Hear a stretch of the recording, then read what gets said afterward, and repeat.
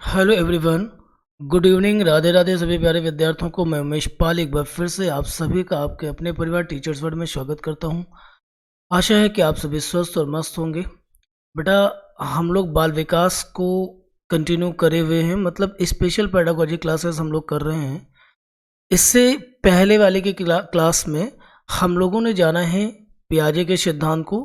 पियाजे ने संज्ञानात्मक विकास को किस तरह से विकसित करने की बात करी थी, क्या अपना उन्होंने कॉन्सेप्ट उसके पीछे रखा था, उन चीज़ों को हम लोगों ने सीखा था। आज हम लोग पियाजे के नैतिक विकास सिद्धांतों को पढ़ेंगे, जो परीक्षाओं के दृष्टिकोण से बहुत ही ज़्यादा इम्पोर्टेंट हैं।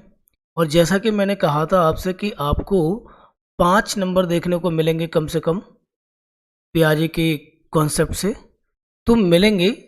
बट इससे पहले वाले लेक्चर को और आज वाले लेक्चर को कंप्लीट करके साथ में इसकी जो वर्कशीट हम लेके आएंगे वो भी, तो जब तीनों सेक्शन को आप प्रॉपर पढ़ लेंगे तो आपके 5 नंबर 110% आपको मिलेंगे। ठीक है, आइए जानते हैं कि ये टॉपिक आपका किन किन परीक्षाओं के लिए ज़रूरी है। तो देखिए, जितनी परीक्षाएं, जितने एग्जाम्स मैंने यहाँ पर आपको लिखे हुए हैं, इन सभी के लिए सर्वाधिक महत्वपूर्ण है।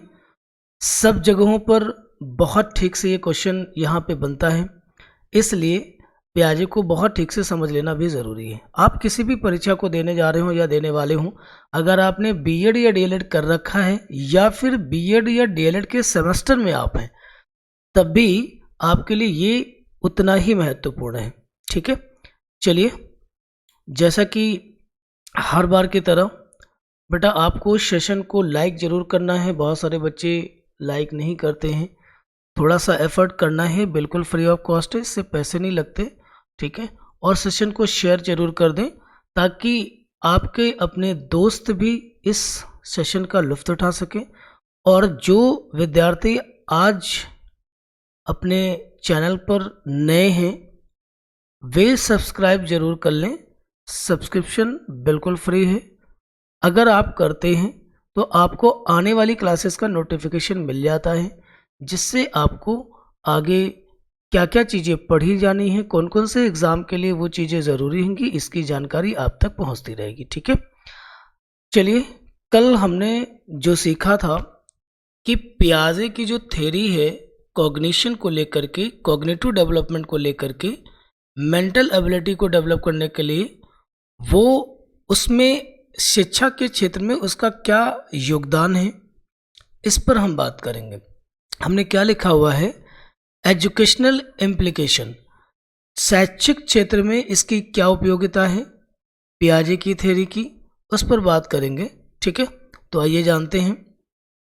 यह थ्योरी शिक्षकों एवं पाठ्यक्रम निर्माताओं को यह बताती है कि बच्चों का पाठ्यक्रम कैसा हो। नोटिस कीजिएगा, चूंकि पियाजे ने 4 स्टेजेस पर अलग अलग एज ग्रुप में ये समझाया था कि किस तरह बच्चों का संज्ञानात्मक विकास होता है, अर्थात उनकी मानसिक शक्तियों का विकास होता है। इसलिए किसी भी एज से लेकर के किसी भी एज तक सामान्य या एक ही जैसा पाठ्यक्रम बच्चों के मध्य नहीं लाया जा सकता। अगर आप ऐसा करेंगे तो सभी बच्चों का मानसिक विकास अवरुद्ध होगा और बच्चों की जो लर्निंग होगी वो बाधित होगी।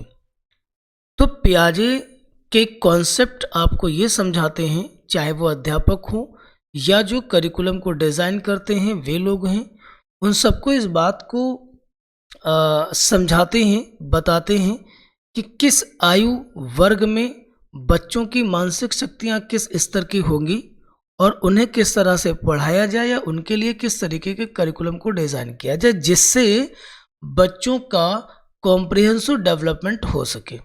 ठीक है, आप जानते ही हो कि कॉम्प्रिहेंसिव डेवलपमेंट को लेकर के बातचीत यहाँ बहुत ज़्यादा होती है। ठीक, चलिए, सेकंड उन्होंने कहा कि बच्चों की आवश्यकताओं के बारे में अधिक जागरूक बनाती है। ठीक है, एक्चुअली क्या है ना, बच्चों की आवश्यकताओं का अर्थ ये हो जाता है कि बच्चों की रुचि, बच्चों की मानसिक शक्ति, बच्चों की आयु, बच्चों की सीखने की शैली, किस आयु में बच्चा क्या सोचेगा, उसके अंदर किस तरीके की विशेषताएं आती हैं, किस तरह से वो चीज़ों को सीख सकता है, ये सारी चीज़ों को लेकर के पियाजे के सिद्धांत हमेशा शिक्षकों को अवेयर बनाते हैं, जिससे शिक्षण विधि आसान हो जाती और सीखना भी आसान हो जाता।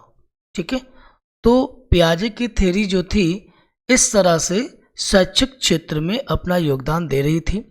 और समझेंगे, नेक्स्ट पॉइंट पे लिखा है कि समूह चर्चा को प्रोत्साहित किया जाना चाहिए। उन्होंने एक कॉन्सेप्ट और बताया कि समूह चर्चा को प्रोत्साहित करें, मतलब इंडिविजुअल जो ट्रीटमेंट है, या यूँ कह लें कि बच्चे को अकेले बैठा के पढ़ाना, या बच्चे जो होते ना, टीचर और माता पिता और बुक्स की अपेक्षा अपने पीयर्स के बीच में डिस्कशन करने से ज़्यादा सीखते हैं। कहने का अर्थ ये था कि बच्चों को ग्रुप डिस्कशन के थ्रू पढ़ाया जाना ज़्यादा आसान है, क्योंकि बच्चे सर्वाधिक रूप में उससे सीखते हैं अपेक्षाकृत अगर आप इंडिविजुअल अटेंशन करते हो। ठीक है, नेक्स्ट आता है बच्चों की खोज प्रवृत्ति। बच्चों के अंदर जो होता है वो डिस्कवरी अप्रोच होता है। ठीक है, डूइंग बाय लर्न होता है। बच्चों को नन्हा अन्वेषक माना था। समझिएगा पूरी लाइंस को कि बच्चों की खोज प्रवृत्ति व करके सीखने पर बल दिया जाना चाहिए, क्योंकि पियाजे ने बच्चों को नन्हा अन्वेषक या छोटा वैज्ञानिक कहा था।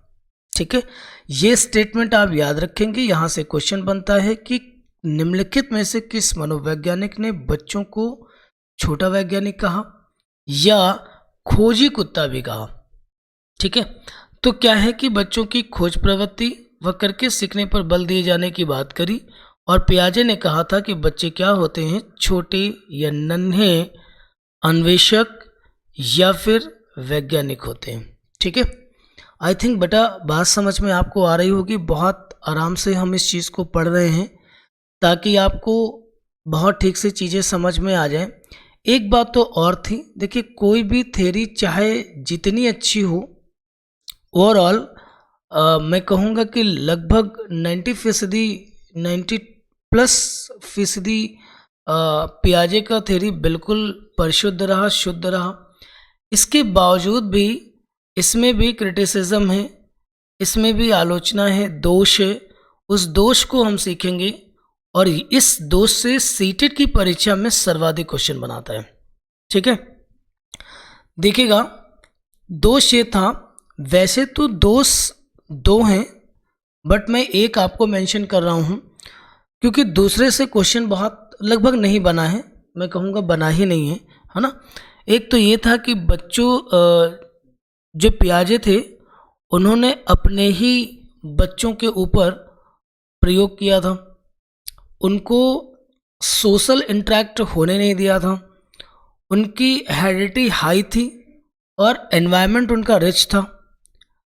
तो अपने ही 3 बच्चों के ऊपर रिसर्च करने के बाद, ऑब्जर्व करने के बाद उन्होंने कॉग्निशन या कॉग्निटिव डेवलपमेंट के कॉन्सेप्ट को समझाया। प्रॉब्लम ये थी कि अगर उन बच्चों को का एनवायरनमेंट स्विच करता तब भी क्या कॉग्निशन सेम होता, और अगर सेम नहीं हो रहा है तो इसका मतलब है कि जो सोसाइटी है या सोशल इंटरेक्शन है वो कॉग्निशन को इफेक्ट करता है, एनवायरनमेंट कॉग्निशन को इफेक्ट करेगा।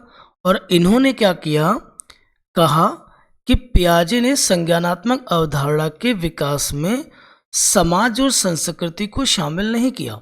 मतलब इन्होंने कहा कि संज्ञान की अवधारणा के विकास में समाज और संस्कृति की कोई भूमिका नहीं है, सोशल एंड कल्चरल इंटरेक्शन की कोई इम्पोर्टेंस ही नहीं है कॉग्निशन डेवलपमेंट में।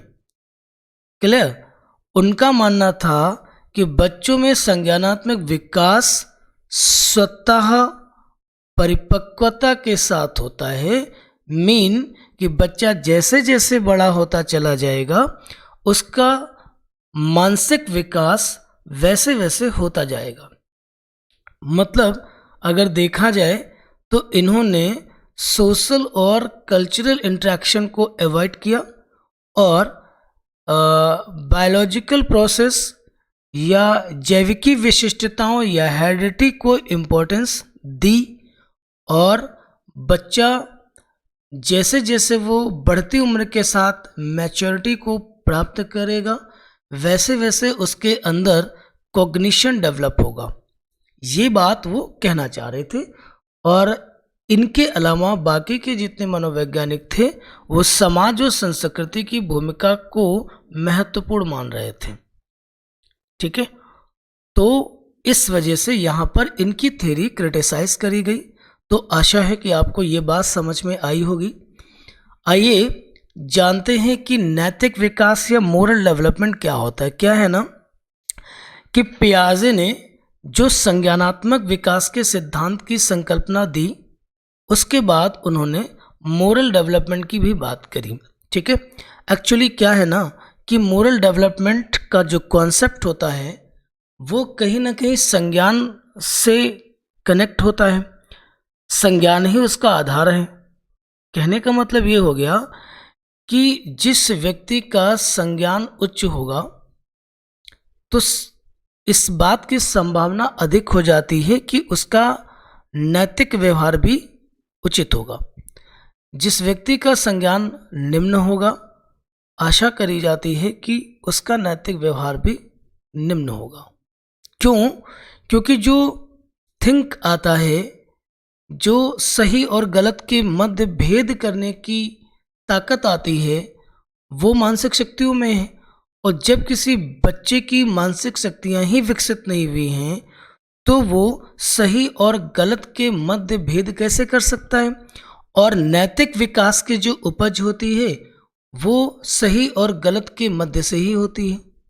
आई थिंक आपको बात समझ में आ रही होगी कि इन्होंने नैतिक विकास के सिद्धांत की संकल्पना देने पर जोर क्यों किया। आइए जानते हैं। सबसे पहले जानेंगे कि मोरल डेवलपमेंट क्या होता है। पहला समझ लो, आज तक बच्चा सब कुछ तो सीखे होंगे लेकिन ये किसी ने नहीं बताया कि नैतिकता एक्चुअली क्या होती है ना। नैतिकता का मतलब मेनली लोग समझते हैं कि अनुशासन में रहना। अनुशासन नैतिकता का एक हिस्सा हो सकती है लेकिन नैतिकता को कंप्लीट तो नहीं करती।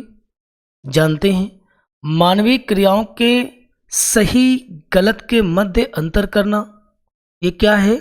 नैतिक विकास का एक हिस्सा है। मानवीय क्रियाएं आप समझते ही हो, मतलब मानव द्वारा किया जाने वाला व्यवहार मानवीय क्रियाएं कहलाएंगे। और सही और गलत के मध्य अंतर करना सीखना हम समाज में रह के सीखते हैं। बच्चों का अपने निर्णयों के मध्य सही और गलत की क्या करना है? पहचान करना है। थर्ड आएंगे दूसरों की कठिनाई को स्वयं महसूस करना। जितने भी घटक यहाँ पे हमने मेंशन करे हैं वे सब नैतिक विकास के घटक हैं। कहने का अर्थ है कि जब ये महसूस हो कि आप जिस समस्या से गुजर रहे हैं उसे हम अनुभव कर सकते हैं तो मतलब वहाँ पर मानवीय क्रियाएं सही हैं। ठीक है, और ये नैतिकता का क्या होगा? एक हिस्सा होगा। आइए जानते हैं कि पियाजे ने इनके संबंध में क्या कहा। पियाजे के नैतिक विकास सिद्धांतों में उन्होंने दो सिद्धांत बताए। पहला था आपका परायत्त नैतिक अवस्था, हेटेरोनिमस मोरालिटी की बात कर रहे थे। परायत्त का सीधा मतलब ये होता है कि जब परायत्त का मतलब होता है किसी के अधीन होना। देखिए, स्वायत्त और परायत्त एक दूसरे के विलोम है। स्वायत्त का अर्थ होता है स्वतंत्रता से वो जुड़ी होती है, स्वतंत्रता उसका एक रूप है। परायत्त का मतलब होता है किसी के अधीन होना। तो परायत्त नैतिक अवस्था की मतलब बात कर रहे थे। यह 2 से 8 वर्ष के मध्य बच्चों में पाया जाता है। इसके अंतर्गत बच्चे न्याय और नियमों को दुनिया के न बदलने वाले गुणधर्म मानते हैं। एक्चुअली क्या है उसको समझते हैं कि पियाजे इस अवस्था में बच्चों में नैतिक नियम का जो विकास होता है उसके संबंध में बता रहे थे कि वह निरपेक्ष, अपरिवर्तनशील, दृढ़ होता है। ठीक है, ना बदलने वाले नियम मानते हैं। उनका मानना होता है कि दुनिया में जो कुछ भी सिद्धांत बनाए गए हैं वो इतने कठोर हैं कि उन्हें बदला नहीं जा सकेगा। ठीक है, अच्छा, बदला नहीं जा सकेगा ना, तो एग्जाम्पल देखिए, मैंने एक तस्वीर यहाँ पे लगाई है, आप देख पा रहे होंगे। कुछ बच्चे क्रिकेट मैच को खेल रहे हैं। ठीक, अब इनके पास जाइएगा और इनसे कहिए कि क्रिकेट खेलने के नियमों में परिवर्तन कर लें, तो ये बच्चे उन नियमों को बदलने के लिए मना कर देंगे।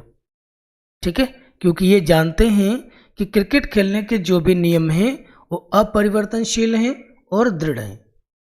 क्लियर है ना? तो इसका अर्थ ये हो जाता है कि बच्चे परायत नैतिक अवस्था में मौजूद हैं।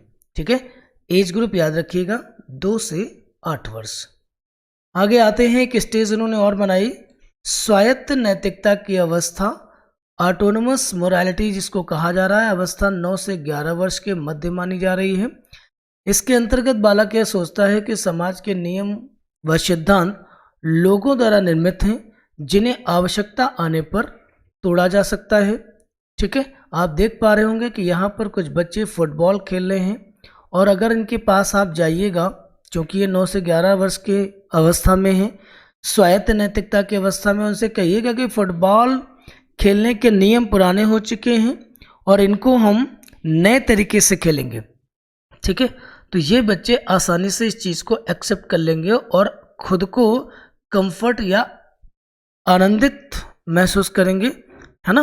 और वो जानते हैं कि ये जो कुछ भी नियम बनाए गए हैं वो हमारी सुविधा के लिए बनाए गए हैं, और अगर अभी ये असुविधाजनक हो चुके हैं तो इनमें परिवर्तन करने में कोई बुराई नहीं है।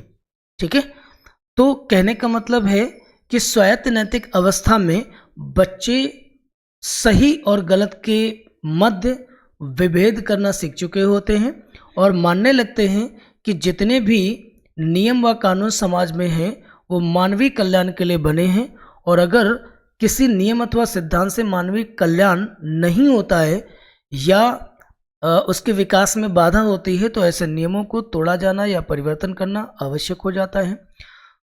तो सभी विद्यार्थियों को आई थिंक ये सारी बातें समझ में आ गई होंगी, और पियाजे ने नैतिक विकास के सिद्धांत में 2 ही कॉन्सेप्ट बताए हैं, तो ये भी बहुत महत्वपूर्ण है। आप इसको भली भांति सीख लेंगे, पढ़ लेंगे। अगली क्लास में हम लोग पियाजे पर बेस्ड वर्कशीट को करेंगे। ठीक है, जहाँ पे जानेंगे कि किस किस तरीके से एग्जामिनर आपसे क्वेश्चन करता है, कहाँ पर कौन सा क्वेश्चन पूछा जा चुका है, इसलिए वहाँ पे डिस्कशन करने में बहुत मज़ा आने वाला है। चलिए आज की क्लास को यहीं पर वाइंड अप करेंगे, और शेयर करना बच्चा बिल्कुल मत भूलिएगा। Thank you so much.